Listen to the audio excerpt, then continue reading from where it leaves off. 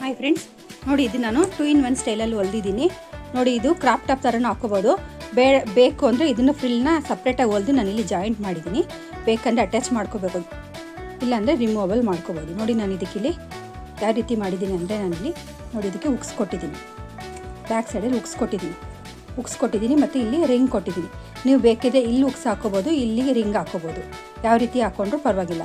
ನೋಡಿ ಈ ರೀತಿ ಉಕ್ಸ್ ಹಾಕ್ಕೊಂಡು ನಾವು ಇಲ್ಲಿ ಈ ರೀತಿ ಒಂದೊಂದು 3 ಇಂಚಸಲ್ಲಿ ಗ್ಯಾಪಲ್ಲಿ ನಾವು ಇಲ್ಲಿ ಒಂದು ಉಕ್ಸು ಮತ್ತು ಒಂದು ರಿಂಗ್ ಹಿಂಗೆ ಹಾಕ್ಕೊಂಡು ಫಿಕ್ಸ್ ಮಾಡ್ಕೋಬೋದು. ನೋಡಿ ಆ ರೀತಿ ಮಾಡ್ಕೊಂಡು ನಾನು ಸುತ್ತಲೂ ಉಕ್ಸ್ ಹಾಕಿ ಫಿಕ್ಸ್ ಮಾಡಿದ್ದೀನಿ. ನೋಡಿ ಬ್ಯಾಕ್ ಸೈಡ್ ತೋರಿಸ್ತೀನಿ ನಿಮಗೆ. ನೋಡಿ ಈ ರೀತಿ ಇದೆ.